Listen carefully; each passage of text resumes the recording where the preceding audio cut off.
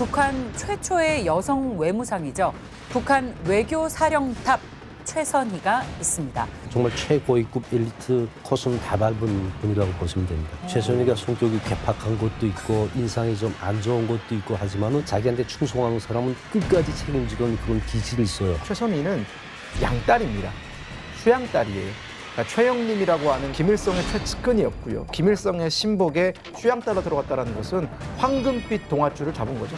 이 정도 아버지면 진짜 든든한 백이 될 것 같은데 그럼 최선희 외무성에 입사하는 것도 아버지 영향이 있었을까요? 입사할 때는 100% 그리고 지금 외무상까지 올 때는 한 30%는 아버지 후광이 있었을 겁니다. 외무성에 들어가서는 사실상 이 김계관 전 외무상을 만나면서 최선희 씨의 어떤 그 승승가도에 파란불이 들어왔다. 최선희를 부국장, 국장, 일부상, 상까지 앉힌 분은 바로 이제 김계관. 이런 조력자들의 도움 때문에 볼석이라는 북한 사회에서 여성이 승승장구했습니다. 그런 최선희에게 또 한 번의 기회가 찾아왔습니다. 자, 고아 출신이었던 최선희는 북한 권력의 핵심 인물 양부모인 최영림을 만나서 외무성에 입성했습니다. 그리고 김계관을 만났습니다. 이런 조력자들의 도움 때문에 이렇게 볼석이라는 북한 사회에서 여성이 승승장구했습니다.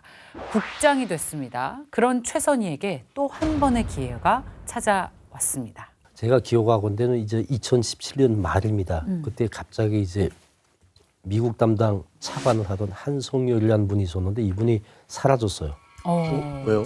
외무성 내에서는 한성열이 미국 간첩이 되라는 소문이 퍼지기 시작했습니다. 가태수색을 해봤는데 집에 무전기가 나왔대.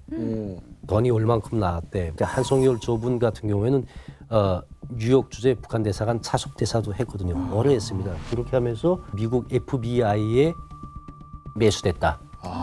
FBI 간첩이다라고 해서 보위부가 잡아갔어요. 2017년 말. 2018년대 당시 김정은이 이제 미국과의 이제 본격적인 협상을 할 때입니다. 외무성 미국 담당 부상이 굉장히 중요한 위치잖아요. 미국과의 협상에 있어서 이 중추 역할을 해야 될 부상 자리에 누굴 앉히겠냐 이걸 굉장히 많이 고민하기 시작할 때가 바로 이제 최선희가 승진할 그 시점이었거든요. 야, 그 전에도 여자가 된 적이 있었어요? 아니면 최초로 여자가 된 거예요? 거의 최초죠. 우와. 이걸 관운이라고 부르죠. 그렇죠. 자리가 없어서 비었어. 못 가고 있었는데 갑자기 자리가 비었어요. 거기로 가는 겁니다. 찬스. 그리고 최선희가 이런 유리창, 이 여성의 글라스 글라스 실링 깨는 사례겠네요. 최선희가 어떤 대표적인 글라스 셀링을 깬 사례라기보다는 최선희만 글라스 셀링을 깰 수 있었다라고 보는 것이 더 정확합니다. 이게 김정은도 일종의 영향을 받았을 수밖에 없는 것이 이 시기가 우리 대한민국 기준으로 보면은 박근혜 대통령이 2013년에 대한민국 대통령으로 당선이 되지 않습니까? 그러면서 이제 여성이 한반도에서 최초로 대통령이 되는 그런 어떤 사례가 있다 보니까 북한도 국제사회를 향해서 내세워야 될 게 있잖아요. 우리도 여성들이 이 정도 자리까지 갈 수 있다 뭐 이런 걸 선전하기 위해서라도 최선희 외무상은 그 자리에 앉힐 수 있는 아주 적임자였다라고 보는 것이 합리적일 것 같습니다. 김정은이 그때 당시 북한 내부에서 인사 업무를 총괄했던 사람이 김평애라는 분이었어요. 당선의 간부 부장 겸 비서를 했거든요. 그 김평애 당선의 간부 비서를 찾아가지고 이제 뭐라고 말했냐면 우리도 여자를 많이 써야 된다. 이 여자들을 많이 쓰는 게 국제적인 흐름인데 우리도 이제 종상국가의 채모를 확실하게 이제 세우려면 여자들을 당과 국가의 주요 요직에 많이 써야 된다라고 이제 김정은이 그 지시했던 그때 바로 그 상황이거든요. 국제 흐름맞게 가자. 우리도 여성분들 좀 고용하자. 그렇죠. 우와.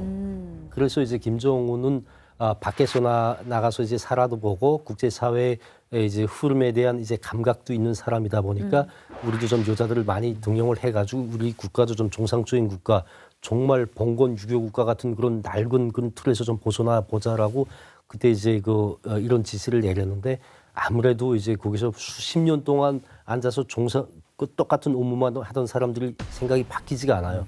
그러다 보니까 김정은이 지시가 먹혀 들어가지 않은 거죠. 그러한 때 이제 그 외무성에서 이제 미국을 담당해 보는 중요 사람들을 이제 김정은이 2018년 2월 16일 김정일 광명성절이라고 하는 김정일 생일에 주면 그 당과 국가 연회를 차리면서 그 중요 외무성 관계자들을 불렀어요. 그때 이제 갔던 사람이 이제 이영호 외무상, 그다음에 김계관 일부상, 그리고 최선희 미국 담당 국장이 갔어요. 원래는 부상이 가야 되는데 당시 담당 차관이었던 한성열이 간첩으로 이제 잡혀간 상황이다 보니까 간첩으로 찍힌 사람. 한상열이 못 가고 국장이 간 거예요. 근데 이게 통상 저런 이제 연애할 때면 이제 참가했던 간부들이 술병을 들고 김종은한테 가서 이제 한 잔씩 원수님 건강을 축원합니다라고 해서 한 잔씩 붓는 관례가 있어요.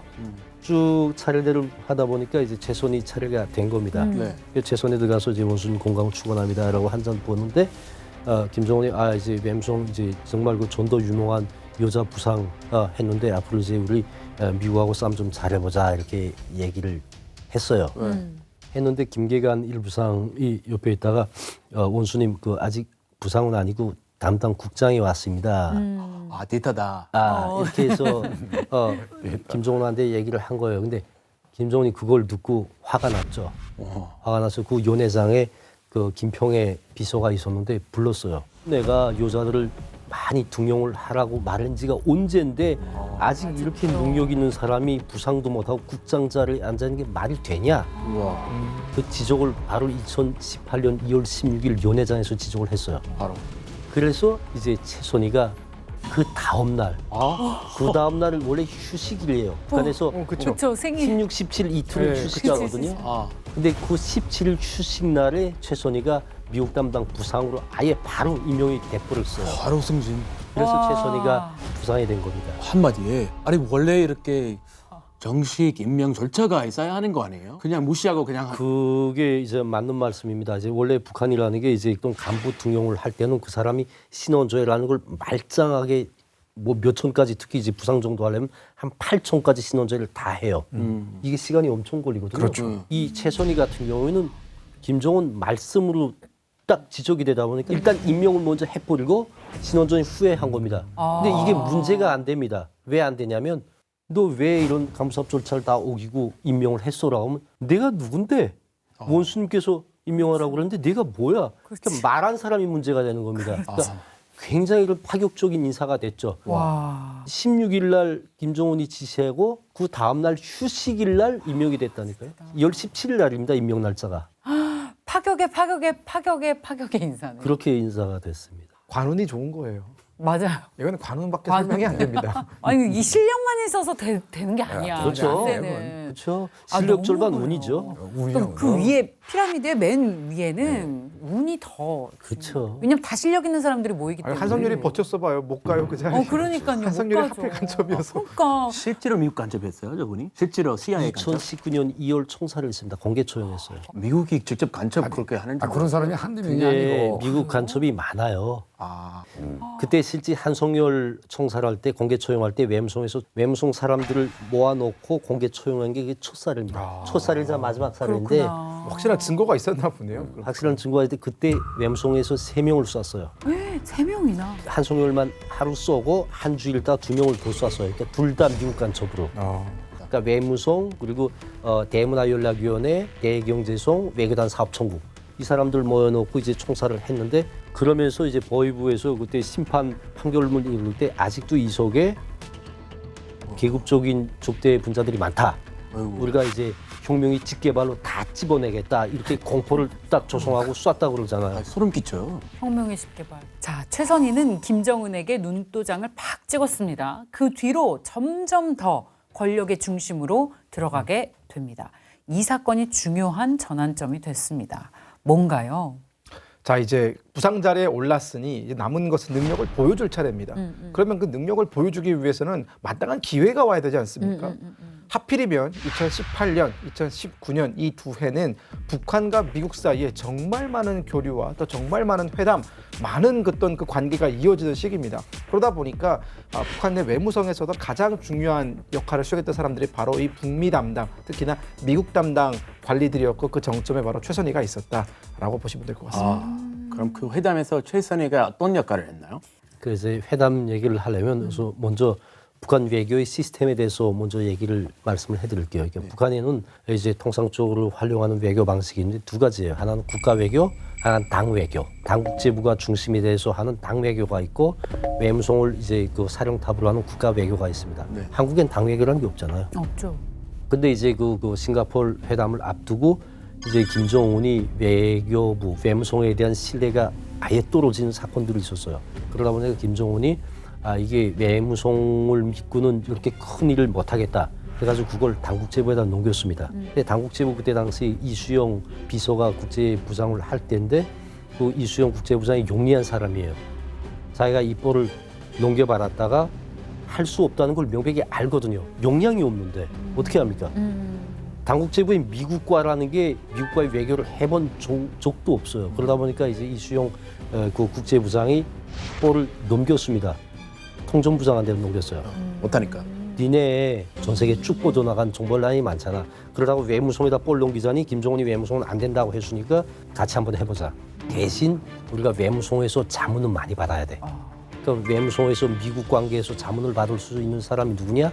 최선희다. 해서 최선희를 미국 자문으로 받고 실제 대미 관계에서 사령탑은 김혁철이라고 하는 그 사람을 앉혀놨어요. 이 그림을 잘못 그렸죠. 근데 실제로 그때 외무성 측에서는 이제 김정은 직접 미국 대미 관계 자문을 최선희가 담당을 했죠. 무슨 사건이? 무슨 사건 때문에 신뢰가 이 외상 신뢰가 떨어졌다는 얘기. 첫 번째 사건은 바로 이제 그 김송이라고 중국 주재 북한 대사관 공사를 했던 분이 있습니다. 그다음 외무성 부상이 됐는데 이분이 중국 간첩으로 잡혀갔어요. 근데 이분은 이제 공개 처형을 못했습니다. 왜 못했냐면 중국과의 관계 때문에 중국 간첩으로 분류가 됐거든요. 중국 간첩이 나왔잖아요, 외무성에서. 차관급에서. 그 다음에 이제 한성열 사건이 또 터졌어요. 미국 간첩. 근데 한성열 사건이 터질 때 이제 좀 작은 급의 간첩들이 동시다발적으로 많이 터졌어요. 두 번째, 외무성 부정부패 행위가 많이 촉발돼서 이제 김정은한테 보고됐어요. 도미노처럼 이렇게. 네. 그러네요. 세 번째 가장 결정적인 계기가 된 게 뭐냐면 그때 그 이제 싱가포르 정상회담을 앞두고 북한에서 이제 용변 풍계를 핵시험장 폐기 과업을 외무성에 줬었어요. 그러니까 외무성에서 그걸 기획을 다 끝낸 상태였는데 그에 대해서 김정은이 상황에 대해서 물어보려고 전화를 했어요. 김계관 일부상한테 전화를 했는데 전화를 제때 못 받았어요. 그러니까 한 3번 울리고 안 받으니까 놓고 바로 이영호 외무상한테 또 전화를 했어요. 근데 이영호 외무상이 그때 전화할 때 당시 화장실에 가 있었어요. 그러니까 또 전화를 못 받았어요. 타이밍이. 그러다 보니까 화가 났죠. 화가 나가지고 바로 이제 다시 전화를 걸은 게 당국제부장한테 전화를 걸었습니다. 근데 받았어요. 받았군. 그때가 몇 시였냐면 밤 11시였습니다. 전화 받으면서 전화하면서 뭐라고 했냐면 내가 이제 풍계리 문제 때면서 물어보려고 외무성에 전화했는데 어느 한 놈도 안 받아. 외무성이 이런 간첩이 나오지 않냐. 번떼 먹는 놈이 나오지 않나. 간부들이라는 건 전화해도 받지도 않지. 이런 무규율한 그런 외무성 믿고는 내가 미국하고 싸움을 못하겠어. 미국과의 싸움 너네가 해. 그래서 그때 풍계리 핵시험장 폐기를 위한 그 준비 문건만 굉장히 많은 문건을 며칠 동안 그 미국하고 11월에서 밤을 패가면서 준비했던 걸 국제부에 다 고스란히 넘겼습니다. 외무성 사람들이 땅 치면서 울었다 그러잖아요. 너무 분이 터져서 김계관 일부상이 그때 전화를 못 받은 것도 사실은 그 안방에 조그만 침대가 있어요. 거기에 누워서 조금 쉬다가 전화 벨 소리가 울리니까 그거 잘 걷지 못하잖아요. 걷지 못해. 제대로 일어나서 가려고 하는데 전화가 끊어졌어요. 상은 화장실 갔다가 전화 소리를 듣고 뛰어오는데 전화가 끊겼어. 근데 원래 그렇게 하려면 소기가 전화를 받아야 됩니다. 근데 소기는 또 뭐냐면 규정에 밤 10시면 소기가 퇴근하게 돼 있습니다. 하필 그 타이밍에. 퇴근하게 돼 있어요. 그러니까 그 퇴근한 다음에다 그러니까 졸묘하게 11시에 그때 내가 책임 경비를 섰는데 그 다음날 굉장히 불려다니면서 그걸 다 입증을 했어요. 네, 그러다 보니까 좌천은 안 됐지만은 일단 김정은이 외무성 규율없다. 이건 말씀이 곧 하나님 말씀이나 같은 거거든요. 와, 그래서 볼이 국제부에 넘어갔고 국제부는 정말 손쉽게 아무것도 안 하고 외무성에서 반패서 한 문건을 넘겨받아서 그대로 했어요. 주관은 국제부가 했어요. 얻어 걸렸네요, 그냥.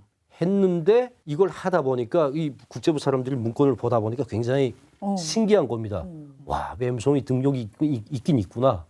근데 우리가 여기다 손을 댔다가 이런 능력 있는 사람들도 이렇게 막 얻어맞는 판에 우리는 정말 진영도 없어. 국제부는 진영도 없습니다. 역량이 없거든요. 우리가 이거 미국 문제 잘못 건드렸다가 떼죽음 당한다 해서 이쪽에 그 통정부에다가 볼을 넘겼죠. 통정부에서는 그때 또 이번 기회에 김정은이한테 잘 보여가지고 우리가 아주 좀 공로를 좀 해보자 해가지고 통정부가 나섰죠. 나서지 말아야 될 걸. 근데 통정부도 용량이 없잖아요. 미국 관계 달아본 사람이 없단 말이에요. 못하죠. 그러니까 끌어들인 게 누구냐면 스페인 주재 북한 대사했던 김혁철 이 사람이 외무성에 있을 때 구국 대보도하는 국 담당 참사를 했어요. 굴수는 부서. 그러니까 이 사람이 혹시 미국에 대한 전략을 이 사람이 다 만든 줄 알았죠. 그러니까 외무성 기구 체계를 잘 몰랐죠. 모르다 보니까 이 사람은 미국에서 이만한 전략을 만든다면 대외에 공개할 부분 요만한 부분만 넘겨주는 그걸 받아서 대보도만 하는 사람입니다. 좀 글 써서. 이 사람 미국에 대해서 모르거든요. 그러니까 통정부는 그래도 이 사람이 잘할 수 있다라고 해서 이 사람 끌어다 앉혀놓고 김혁철, 김송애, 김용철 이 세 명이서 이제 머리를 맞대고 짜가지고 했는데 결국은 실패로 끝났잖아요. 그래서 떼죽음을 당한 거죠. 와, 정말 이것도 페이스북 단독입니다, 여러분. 예상도 안 되고 그 현장에 계셨으니까. 너무 재밌다. 생생합니다. 진짜 외교관의 긍지가 그때 제일 떨어질 때였어요. 그러니까요. 자, 이렇게 미국과 북한과의 회담의 키가 국제부에 넘어갔습니다. 하지만 또 최선희가 그 자리에 자문으로 갔죠.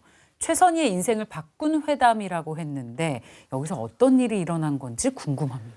그래서 이제 그 최선희가 자문으로 갔습니다. 그때 세 명이 갔는데 이제 이영호 외무상이 가고 최선희가 가고 그다음에 그 이태성 이 세 명이 갔는데 김정은이 미국에 대해서 물어볼 때 누구도 감히 이제 대답을 못합니다. 왜?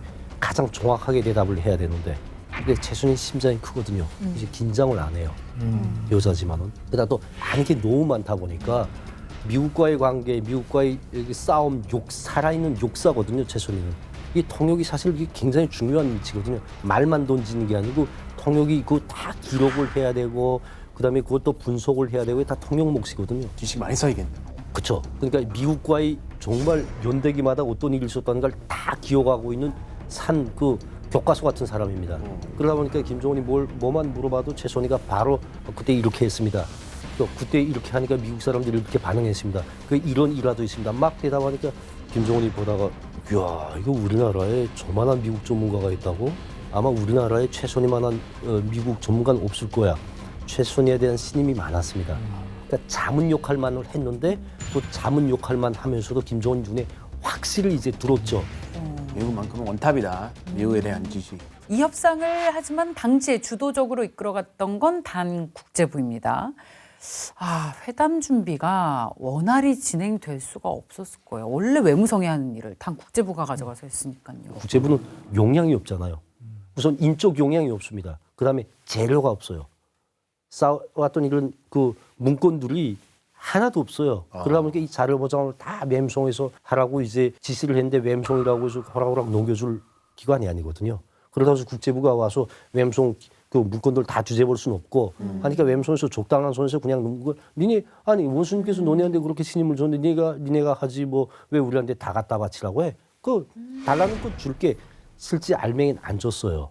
그러다 보니까 굉장히 이제 미국 관계에서 더 성과를 거둘 수 있는 게 이제 못 거뒀고 정당에는 김영철이 물러났잖아요. 하노이 너딜로 끝나고 대미 협상 일선에서 완전히 물러났습니다. 그렇게 하면서 그때 그 사령탑으로 있었던 김혁철, 김송애, 김영철 이 세 분이 다 차천이 돼버렸어요.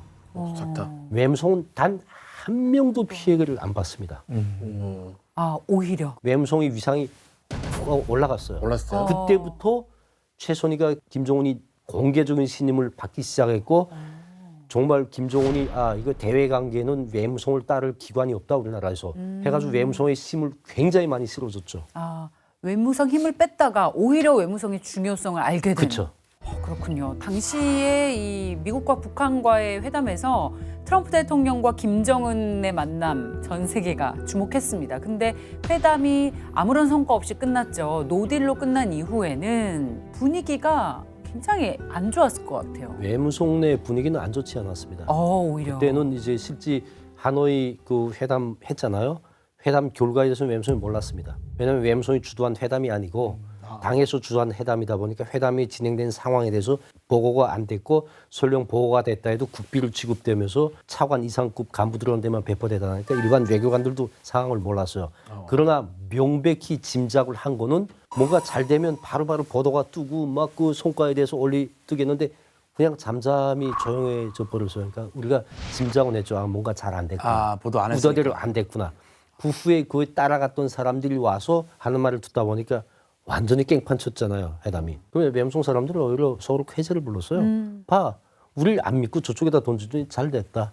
그 후에 웸송 주의가 쑥 올라갔거든요. 지금 웸송 지위는 강석주가 일부할 때보다 어쩌면 더 높은 지위에 있다고 봅니다. 아, 더 높아졌어요. 네, 더 높아졌어요. 그렇게 웸송 비상이 쑥 올라갔거든요. 하노이 노딜 때문에. 그러다 보니까 분위기가 뭐 안 좋고 그러진 않았습니다. 오히려 좋았을 오히려 수 전 개인적으로 서로 쾌재를 불렀어요. 헤이 봐라 이러면서 꼴 좋다. 이거 꼴 좋다. 결국 그거죠. 김정은의 신임을 받은 최선희는 그 후에 어떻게 됐어요? 차선한테 또 한 번의 기회가 또 차려집니다. 자꾸 기회가 와. 2019년에 하노이 그 북미 회담이 너딜로 끝난 다음에 김기관이 자기 자리에서 은퇴하게 됩니다. 그래서 은퇴하면서 이 일부상 자리를 최선희에게 물려주도록 조언을 하게 됩니다. 그래서 최선희가 북한 내무성 일부상의 위치에 또 올라서게 되는 거예요. 여기에 더해서 이제 하노이 회담이 노딜로 끝나니까 김정은이 그때부터 다시 중국과 러시아를 찾기 시작하거든요. 그러면서 러시아를 방문을 하게 되는데 러시아를 방문하는 그 차량 그 안에 김정은이 타고 있다면 그 옆자리에 바로 최선희가 탔었습니다. 아, 같이 됐어요. 예. 그리고 조수석에 외무상이 탔어요. 어... 김정은 옆에 원래는 외무상이 타야 되는 건데 웃겼네. 이제 외무상 너는 저기 그 앞에 타고 나는 최선이랑 같이 타서 대화 이제 좀 여러 하자. 가지 좀 북미 관계라든가 북러 관계 얘기를 하겠다라는 것이죠. 자리 그러니까 뺏겼네. 명확한 메시지 아닙니까? 누구를 더 중요하게 생각하느냐. 그만큼 최선희가 하노이 회담은 실패로 끝났지만 살아남은 자는 최선희였다라고 말할 수 있는 것이죠. 그러니까 사실상 최선희가 실세다라는 걸 보여준 완벽한 하나의 장면. 그렇죠. 그러게. 결정적인 장면이 됐습니다. 이동 시간에 이제 친밀한 얘기 많이 왔다 갔다 하잖아요. 그렇죠. 그 옆에 앉았던 사람이 바로 옆에. 바로 최선희인데. 조수석에 앉은 사람은 불편해요. 말 끼려면 돌아서 이렇게 가야 되고 애매하잖아요. 근데 바로 옆자리에 앉은 사람은 바로바로 대화가 되는 거예요. 이렇게. 최선희가 여성으로서 저 자리에 올라간 것 자체도 굉장히 시기의 대상이 됐을 것 같고 아무튼 견제가 어마어마했을 것 같은데 주변 동료들과 관계가 좋았을 리가 없었을 것 같은데요. 근데 이제 앞서 말씀드렸지만 좀 개팍한 사람이잖아요. 근데 그 전에 2019년 12월 달에 이제 이영호 외무상이 부정부패 비리를 해가지고 좌천이 됐습니다. 좌천이 되고 이성건을 이제 외무상으로 보내서였는데 이성건은 이제 외무성 시스템을 아예 전혀 모르는 사람입니다. 이 사람은. 한생 군인이었잖아요. 그러다가 이제 통전부에 가서 막말막하고 이제 외교에 대해서 좀 상당히 고친 사람이거든요. 왔는데 자기한테 문건이 안 와. 외무성에 와 보면 정말 미국과의 싸우는 문건 뭐 이렇게 중요한 문건들 막 볼 수 있을 줄 알았는데 하루 종일 앉아 있어도 문건이 안 옵니다. 왜 나오지? 이상하게 생각했죠. 물어봤어 속이 통해서 야 이거 미국 놈들하고 요즘 싸움이 어떻게 돼? 난 하나도 문건이 안 와서 모르겠어. 그 소희가 말했죠. 장군님이 세워놓은 사업 체계에 의하면 대국 관계랑 러시아 관계, 중국 관계, 미국 관계, 일본 관계 이 네 개 나라 관계는 불비라고 돼 있어서 외무상 동지는 못 봅니다. 이렇게 된 거예요. 그러니까 외무상이 그런 법이 어디 있어 세상에? 내가 외무상인데 몰랐군요. 일부상은 봐도 난 못 본다는 게 말이 되냐? 아, 세상에 그딴 법이 어디 있어? 이렇게 말을 해버린 거예요. 근데 그게 이제 말이 북한엔 그 감시 시스템이 굉장히 하잖아요. 그러니까 말이 나간 게 최선희 귀에 들어왔죠. 아, 그 말이. 그래요. 그러니까 최선희가 이걸 얘가 안 되겠네 해가지고 외무성 당비서하고 짰어요. 짜가지고 아니 이거 장모님께서 세워주신 사업 질서마저 저 외무상이 뭐길래 막 이러쿵저러쿵 시비하고 막 이런다고 하니까 이제 외무성 당비서가 권한이 만만치 않습니다. 당권이 세잖아요. 외무상을 사상투성에 아예 해가지고 굉장히 망신을 줬어요 결국은. 근데 이 사람이 웬간한 사람이면 한 방망이 얻어맞았으면 좀 교훈으로 삼아야 되겠는데 이 사람이 또 그런 사람이 아니에요. 끝까지 가는 사람이다 보니까 그래 한번 두고 보자 하던 와중에 김정은이한테 전화가 왔어. 원수님 나 이거 외무성 와봤는데 이거 못해 먹겠습니다. 이거 개판입니다 이거. 왜 그래? 아니 중요한 문건은 뭐 옛날에 장군님이 세우는 사업 질서라고 하면서 나한테 보여주지도 않고 비밀을 하고 아니 일부상까지만 보고 나는 보지도 못하고 원수님께 올라가는 문건은 난 하나도 못 봤습니다. 이렇게 돼버린 거예요. 그에 대해서 내가 한두 마디 했다고 일부상이 당비서하고 짜고 날 개망신시켰습니다. 이렇게 돼버린 거예요. 여기서 김정은은 그렇죠. 누구 편을 들었을까요? 이게 너무 궁금한데요. 아니, 이 얘기도 그렇고 사건 자체가 예상이 징계 예상 하나도 안 되니까 뭔가 흥미진진한 막장 같아요. 하는 얘기마다 아니 왜냐면 이선권도 김정은의 신임을 얻었던 사람이기 때문에 신임을 얻어서 그러네. 외무상 자리에 앉힌 거잖아요. 그럼 이 신임을 얻었던 사람이 나 이거 정말 못해 먹겠다라고 얘기하면 김정은 입장에서는 둘 다 신임하는데 누구의 손을 들어줬을까요? 그래서 그때 김정은이 좀 즉흥적인 그런 스타일이다 보니까 이성권이 막 그렇게 하소연을 하니까 이제 같이 욕을 했어요, 김정은이가. 그 어디 그따위의 그런 XX가 있어. 제가 일부상 앉았으면 뭐 다야 뭐 해가지고 야 그따위 일부상 자리 없애치워.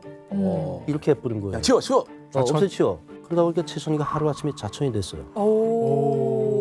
저쪽으로 보내버려야 되는데 그렇게 보내버릴 대상은 또 아닙니다. 그러다 보니까 이제 비판소라는 걸 씌웠어요. 조직 비서대로다가. 근데 조직 지도부가 보니까 최선희 말이 다 맞는 겁니다. 이게. 이성권이 김정은 문고리를 먼저 잡았을 뿐이지 실제 최선희가 한 말이 다 맞는 거예요. 살펴보니까 다 맞는 또 말이에요. 최선희를 잡자고 하니까 당비서를 잡아야 되는데 그 당비서는 자기 조직 지도부가 파견한 사람입니다. 그게 모두가 다 자기네 편인 거예요. 그러니까 조직 지도부가 이제 비판소 시험에서 이제 최선희 손을 들어줬죠. 그래서 이제 그 조직 지도부가 마지막에 최선희에 대한 그 비판 과정을 마치면서 김정은이한테 이제 보고를 했죠. 그러니까 며칠 지난 다음에 한 10일, 20일 지난 다음에 사람이 화가 냈다가도 하룻밤 자고 나면 화가 쑥 가라앉잖아요. 그 풀린 상황에 사실은 실제 사업 체계를 지키려고 했고 차분하게 합리적으로. 네, 근데 최선희가 잘못한 거는 이제 상급자인데 좀 더 예술적으로 다가가지 못한 잘못은 있지만은 실제 최선희 잘못은 아니다. 이성권이 잘못한 부분도 있다. 장모님께서 세워놓은 사업 질서를 허물려고 하고 막 이렇게 하려는 그런 시도도 있었다. 하다 보니까 김정은이 됐어, 알았어 해가지고 다시 일부상제로 복귀를 했습니다. 그 후에 당중앙의 조직지도부가 가만 들여다보니까 안 되겠거든요. 이거 두 탑이 완전 라이벌 관계인데 이거 외교가 뭐가 잘 되겠어요. 두개 그러다 태양. 보니까 이성권을 뽑고 그냥 네가 상급 버려. 그래서 이겼어. 외무상으로 앉혀놓은 거예요. 먹었어요. 이겼어. 최선희가 이긴 거죠. 결국은 처음엔 타격을 받았지만 정당히 이긴 거죠. 야 들이박아서 결국은 외무상이 됐네요. 됐어요. 그리고 또 이제 이성권은 외무성 내에 집안이 하나도 없잖아요. 최선희 같은 경우는 외무성 그 밑에 사람들은 다 최선희 편이고 당선의 조직지도부 다 최선희 편이고 그러니까 이성권은 정말 집안이 아무것도 없는 그런 사람이었거든요. 와, 최선희 만만치 않은데요. 야, 외무성 내에서 자기 기반을 어떻게 보면 영리하게 아주 전략적으로 그렇게 마련을. 외무성이라는 게 원래 고맙습니다. 가족주의가 굉장히 심해요. 가족주의. 그 전에도 처음부터 입사를 해서 외무성에 토전에 밟지 않고 타기관에서 온 사람은 외무성에 입사하기가 안 돼, 굉장히 안 돼. 힘들어요. 순혈주의가 심하군요. 텃세가 심하죠. 네, 텃세가. 야, 그러면 최선희가 외무상이라는 자리를 꿰찼어요. 이전에는 일부상 자리가 실세였는데 최선희가 외무상으로 간 이상 그것도 역전됐을 것 같거든요. 지금 일부상 자리는 누가 왔어요? 제 개인적인 생각으로는 최선희가 일부상 자리를 남겨둘 수가 없습니다. 왜? 자기가 그 일부상을 하면서 겪었던 수모 또 자기가 그 일부상 밑에 있을 때 일부상 자리가 얼마나 실세 자리인가를 잘 아는 사람이 자기가 이제 탑이 됐습니다. 외무상.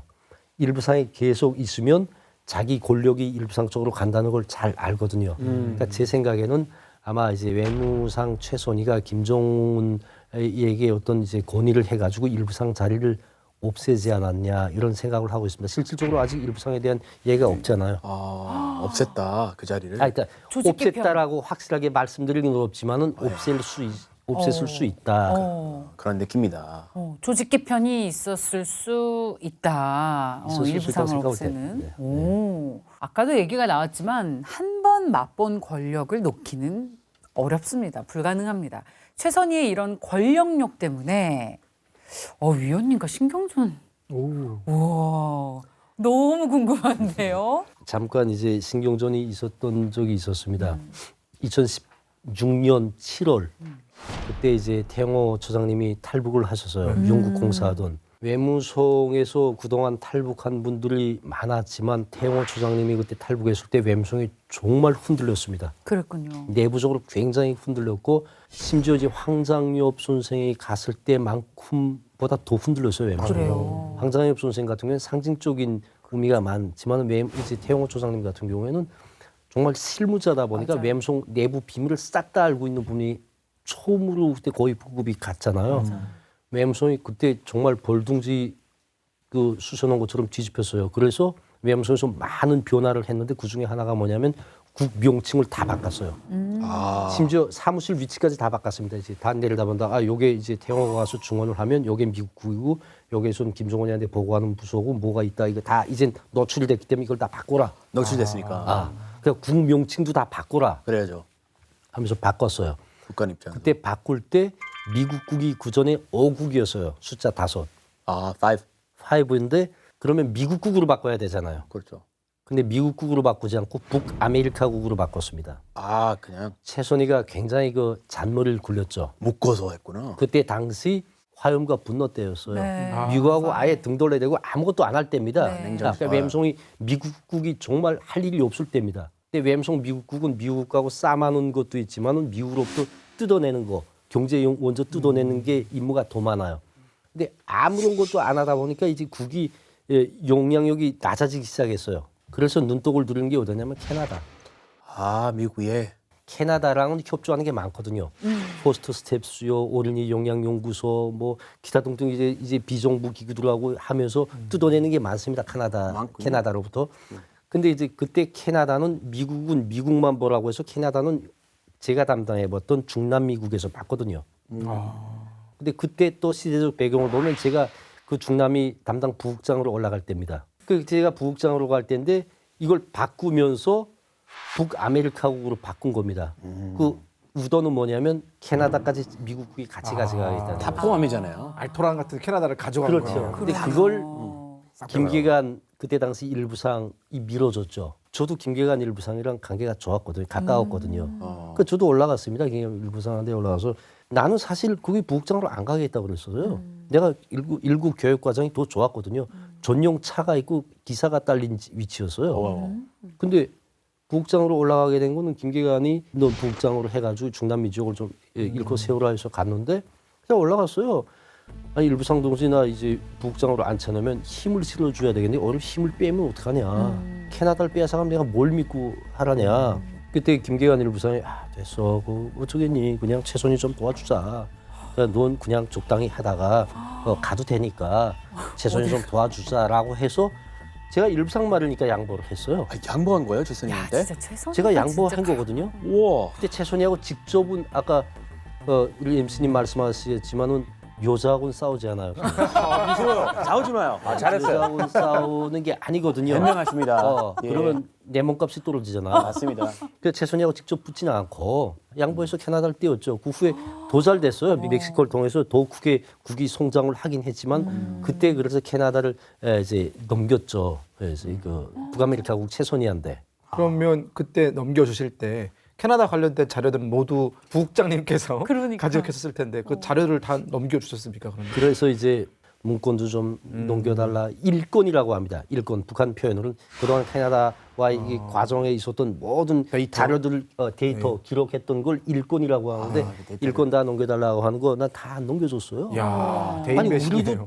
아니 대인배가 아니고 다 안 넘겨줬다. 안 넘겨줬다고. 안 넘겨줬다고요? 넘겨줬다. No, no. 우리도 그렇게 힘들게 정말 신발바닥을 몇 개씩 교체하면서 이제 하나하나 한 톱 한 톱 쌓은 건데 뺏긴 것만 해도 분한데 일권까지 다 우리는 그때 그랬어요. 니네가 정말 미국하고 수십 년 동안 싸우더니 니네가 미국 놈 다 됐고 그냥 빼앗아 먹으려고 하는 미국 놈 신거나 뭐가 다르냐 그렇게 욕을 했어요. 미제물 듣는 들었구나. 미제물 많이 들었군요. 여기 미국 분이 듣는 계셨구나. 근데 죄송하지만 아유, 북한 사람들은 편하게. 그렇게 욕을 합니다. 네, 네. 실제로. 아, 우리도 북한 욕 가끔 해요. 네, 서로 뭐 하죠. 네. 그래가지고 제가 그래서 다 주지 마. 니네도 처음부터 니네가 시작한다는 마음으로 해봐. 그러나 또 일부상 동지가 넘겨주라고 하는데 또 안 넘겨줄 수는 없으니까 좀 적당히 넘겨주고 말아. 그래서 다는 안 넘겨주고 그때 사실 그 전까지 최선희랑은 관계가 좋은 관계였는데 그때 조금 서먹서먹했습니다. 그 캐나다 뺏기면서. 야, 그 엄청난 야심가네요, 최선희가. 와. 엄청난 야망을. 네, 이런 걸 술수라고 표현하잖아요. 술수에 아주 뛰어나신 분인 것 같아요. 이걸 최선희 입장에서 우리가 좀 들여다보면은 당장 자기가 관리하는 미국국이 지금 쪼그라들게 생겼잖아요. 관계가 없으니까. 그럼 여기 있는 사람들도 내가 좀 먹여 살려야 된다라는 그런 책임감 때문에 뭐라도 더 남들한테 뜯어왔을 수도 있어요. 그러니까 이거 어떻게 보면은 그 최선희를 따르는 사람들 입장에서는 야 우리 리더 봐라. 우리 굶어 죽게 하지는 먹을 거 않는다. 챙겨준다. 뭐 이런 거죠. 뭐 굳이 긍정적인 면을 본다면 뭐 리더는 리더다. 그렇죠. 엄청난 야망을 품고 여성 최초로 외무상 자리를 꿰찼습니다. 최선희의 폭넓은 외교 행보가 펼쳐집니다. 그녀의 발언 하나하나가 정말 세계의 이목을 집중시켰잖아요. 정말 때로는 아주 놀란 발언도 서슴지 않았습니다.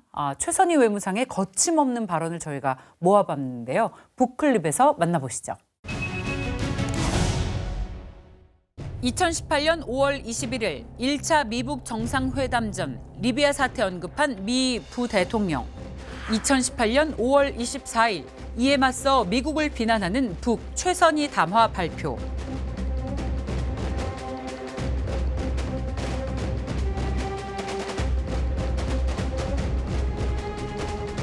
(2019년 8월 27일) 북한의 연이은 미사일 발사, 이를 경고한 미 국무장관.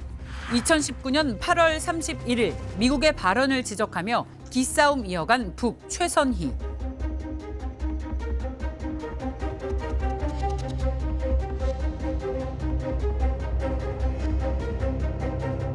김정은을 로켓맨으로 비유한 트럼프 미 대통령. 이틀 후 북 최선희는 늑다리라며 맞대응.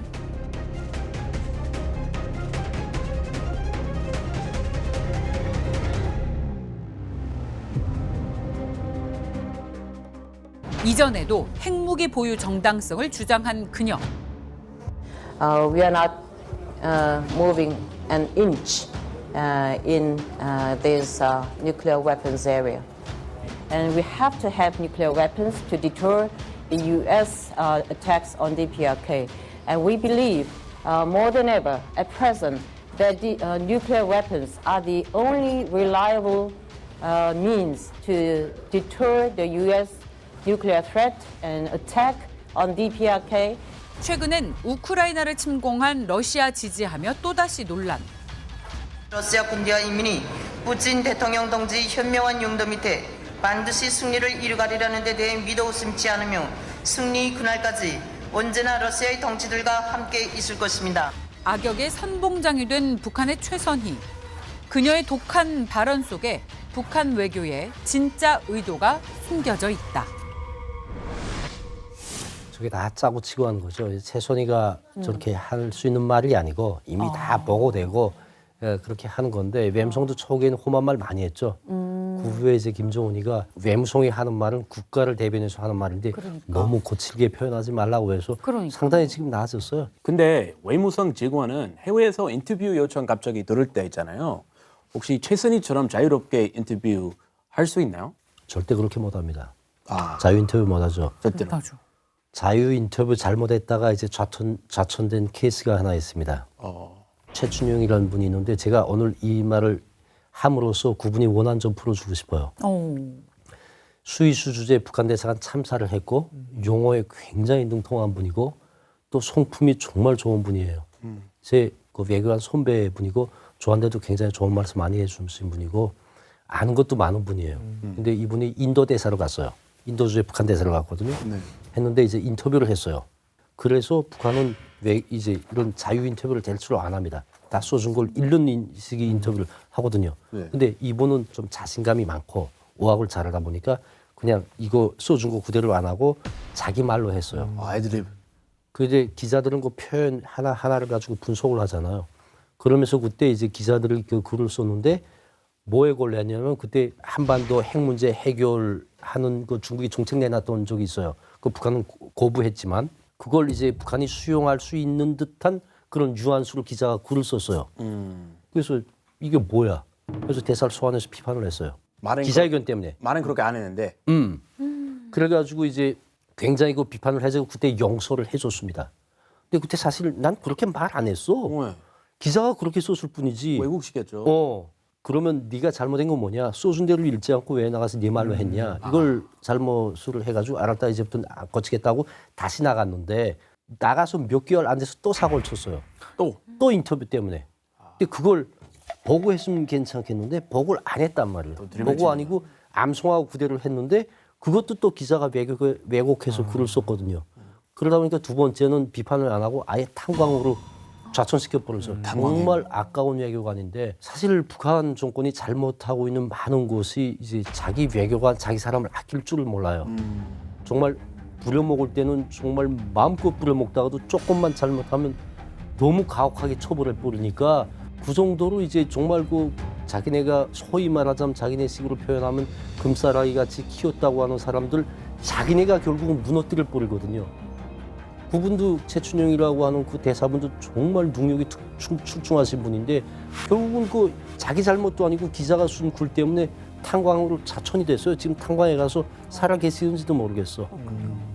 말씀하신 것처럼 사실 외교부가 우리나라 외교부 같은 경우에는 저도 이제 유엔에 나가서 몇 번 경험을 했는데 인터뷰에 대해 상당히 자유롭게 발언을 할 수 있잖아요. 물론 우리도 대한민국 국익의 관점에서 어느 정도 짜여진 틀은 있지만 그 안에서는 다 자유롭게 발언할 수 있거든요. 하지만 북한 같은 경우에는 자칫 자기 말 한마디에 목이 날아갈 수도 있는 그런 상황이기 때문에 외교관들 우리 많이 봤을 겁니다. 아마 우리 언론 인터뷰들이 이제 해외에서 북한 외교관 만나서 뭐 한 말씀 해주세요라고 하면 그냥 쌩하고 지나가잖아요.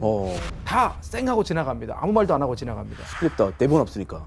왜냐면 여기서 내가 무슨 말을 잘못했다가는 큰일 날 수 있으니까. 하지만 최선희가 그렇게 자유롭게 많은 언론들과 그런 말을 할 수 있다라는 건 첫 번째 일단 자신감이 있는 거고요. 내가 어떤 말을 해도 이제 최대한 나는 목이 날아가지 않는 선에서 얘기할 수 있다는 자신감. 두 번째는 그 자신감이라는 건 결국은 근거가 있어야 되는데 그 근거의 배경은 김정은의 신임이 아닐까라는 그런 생각이 듭니다. 내가 실수해도 살아남을 자신이 있다. 김정은 나를 인정하니까. 그렇죠. 지금 현재 북한의 최고 실세라고 볼 수 있겠네요, 최선희가. 그렇게 볼 수 있죠. 그렇죠. 일각에서는요, 최선희가 이렇게 권력이 세진 게 푸틴과 만나서 뭔가 잘 단판을 지었기 때문이다라는 얘기도 있어요. 저는 그렇게는 보지 않습니다. 그러니까 최선희가 푸틴을 만났기 때문에 권력이 세졌다라고는 보지는 않고요. 최선희가 권력이 세진 거는 철두철미 김정은이 신임을 많이 받았기 때문에 권력이 세졌다고 저는 봅니다. 이제 최선희가 지금 대외 분야에서 아까 말씀하신 대로 북한에서 탑이 됐는데 거기다 이제 지금 정치국 위원까지 됐어요. 최선희가 이제 정치국 위원이 됐다는 건 벌써 이제 대외 관계에서도 레벨이 달라졌다는 겁니다. 북한 외무상이 정치국 위원이 되면 사정이 달라져요. 그러면 당당하게 난 미 국무장관급이라고 생각을 간주가 됩니다. 또 당당하게 중국 외교부장급이라고 간주가 됩니다. 그렇습니다. 네. 이게 사회주의 나라들한테만 좀 독특한 건데 그러다 보니까 아까 이제 말씀하신 대로 최선희가 러시아에 가서 푸틴을 만났다. 이걸 굉장히 큰 거로 말씀하시잖아요. 사실 이건 그게 아닙니다. 통상 외교 관례상 그 나라 외교수장이 오면 국가수반이나 정부수반이 꼭 만나줍니다. 외교부장이 오면 푸틴이 안 만나줄 수가 없어요. 이거 외교 관례거든요. 그런데 사회주의 나라들끼리는 이게 조금 달라집니다. 네. 외교부장이 와도 그 사람이 당직이 정치위원이 아니면 수반이 안 만나줘요. 왜냐하면 최선희가 중국에 갔어요. 근데 최선희가 정치위원이 아닙니다. 그러면 시진핑이 안 만나줍니다. 안 만나요. 만나달라고 하는데도. 네. 아직 그렇기 그거 때문에 아니다. 그렇기 때문에 이제 그 사람한테 어떤 당직이 씌워지는가 북한뿐 아니라 사회주의 국가들에서는 이게 중국, 베트남, 라오스, 북한, 쿠바 이 사회주의 국가들에서는 그 사람한테 행정직보다 어떤 당직이 부여되는가에 따라서 그 사람의 직급이 달라지는 거거든요. 거기서 달라지는군요. 그런 맥락에서 볼 때 최선희가 이번에 정치국 위원까지 된 게 최선희한테는 정말 굉장히 권력이 높아진 그거로 보시면 될 것 같습니다. 내가 정치국 위원이 되는 순간에 어떤 대우가 초가 되냐면 차가 달라집니다. 차가 그냥 일반 번호가 아니고 727 공단위로 넘어가요. 전승적으로. 그러니까 굉장히 속차가 높아지는 거죠. 두 번째 부관이 생깁니다. 부관이 어디서 나오면 허위국에서 나와요. 세 번째 식사, 하루에 한 끼 식사를 허위국에서 날라다 줘요. 그다음에 내가 진료 대상이 봉화진료소 대상으로 넘어갑니다. 그러니까 이런 대우 관계가 확 달라집니다. 완전히 VVIP의 길로 들어가는 거네요. VVIP가 되는 거죠. 북한판 VVIP가 되는 거죠. 하는 추가. 앞으로 최선희를 필두로 한 북한의 외교 전략 어떻게 펼쳐질 거라고 생각하세요? 지금 당장 북한한테 가장 전략적으로, 지정학적으로, 대내외적으로 제일 중시되는 국가는 러시아거든요. 러시아로부터 정치, 경제, 군사적인 혜택을 굉장히 많이 받고 있지 않습니까? 그러다 보니까 러북 밀착을 당분간은 최대로 오래 지속시키는데 모든 외교 영향이 집중이 될 겁니다. 그러면서 이제 때를 기다리고 있으면서 미국이 트럼프 대통령이 집권을 했잖아요. 트럼프 대통령은 김정은이에게 끊임없이 러브콜을 보내고 있는 사람이고 이러한 상황에서 때를 기다리고 미국과의 협상력을 최대로 끌어올리면서 지금 당분간은 미국을 걷어차지만은 1년이 됐든 2년이 됐든 반드시 미국과 손을 잡을 겁니다. 그러니까 손을 잡는다는 게 협상을 하려고 할 겁니다. 그때 가면 이제 다음 단계로서 이제 미국과의 관계에 눈을 돌리겠죠. 근데 미국과의 관계에 눈을 돌리기 전에 해야 될 굉장히 큰 숙제가 있어요. 뭡니까? 중국과의 관계거든요. 미국은 북한은 구었던 경우에도 중국을 패싱을 못합니다. 지금 러시아의 밀착 관계 때문에 중국을 당분간 옆에 밀어놨을 뿐이지 정말 국가의 전망과 관련된 전략적인 문제를 결심하고 채택함에 있어서 중국을 패싱하고는 못 가요. 그러니까 이제 미국에 가기 전에 중국과의 관계를 먼저 회복을 하고 그 다음 단계로서 이제 미국과의 협상에 이제 진입을 할 거라고 이런 순차적으로 북한 외교가 갈 수 있다라고 제 개인적으로 생각합니다. 맞을 것 같습니다. 순서대로. 근데 이게 쉽지는 않을 거예요. 이게 왜냐하면 북한은 어디까지나 변수고 미국이 항상 상수기 때문에 트럼프 행정부의 대북 접근법이 어떻게 구체적으로 로드맵이 나오느냐에 따라서 북한이 거기에 맞춰서 대응 전략을 만드는 것이지 미국이 먼저 움직이기 전에 북한이 먼저 나서서 미국과의 관계에서 주도권을 가져간다? 이건 북한이 늘 꿈꾸는 것이지만 현실성은 전혀 없기 때문에 저는 최선희도 역시 지금 마찬가지로 북한과 미국과의 관계에서 미국이 어떻게 움직이는지를 가장 지금 두려워하면서 지켜볼 겁니다. 왜냐하면 트럼프 1기 행정부 때 결국은 잘못 움직였다가 많은 사람들이 날아갔거든요. 트럼프 2기 때 최선희의 의도대로 미국이 움직여질지는 저는 사실 그럴 일은 없다고 보기 때문에 최선희한테도 사실상 높이 올라간 만큼 고비일 것이다라는 생각이 듭니다. 제가 구미호 씨 굉장히 좋아하는 이유가 바로 여기에 있어요. 전 구미호 씨 말하는 데 100% 공감해요. 바로 손이가요. 그래서 제가 이제 구미호 씨 농구를 좋아하는데 이걸 이해하는 사람들이 적더라고요. 북한이 아무리 미국을 바라본다고 해도 이제 미국이 북한에 대한 어쨌든 대북 정책이 어떻게 정립되는가 가장 중요하거든요. 북한이 가고 싶어도 못 가는 게 미국이고 또 미국이 다가가고 싶어도 또 못 다가가는 게 바로 북한입니다. 이런 두 적대적인 두 국가 간에 이제 놓여있는 굉장히 많은 모순점들을 해결하기 전에는 두 나라가 선뜻 이제 가까이 다가가기 어려울 겁니다. 이 이제 숙제를 푸는 이 어마어마한 문제가 바로 최선희한테 있고요. 제가 이제 구미호 씨의 한 말씀 중에서 제일 공감 가는 부분이 뭐냐면 북한 외무성은 당국재부나 통정부처럼 공명심으로 가득 찬 기관이 아닙니다. 철저히 기술 실무를 먼저 넣는 기관이고 이미 전에 하노이 노딜 과정에서 통정부가 무너진 걸 본 사람들이 외무성이 이제 사령탑을 쥐고 있는 상황에서 굉장히 많은 고민을 하고 많은 전략을 하고 많은 타산을 짜는 상황에서 그렇게 섣불리 옛날처럼 원수님 좋아하는데 가봅시다 이렇게는 못할 거라고 생각하고 그렇게 보면 미국 관계가 굉장히 어려운 길을 가게 될 거라고 짐작을 합니다. 북한 최초의 여성 외무상 최선희. 그녀의 움직임 하나하나가 북한 외교의 방향을 가늠하는 중요한 지표가 되고 있습니다. 앞으로 국제 정세에 어떤 파장을 불러올지 눈여겨볼 때입니다. 북한의 실상을 마주보는 시간 페이스북은 여기까지입니다. 다음 주 새로운 이야기로 돌아오겠습니다. 고맙습니다.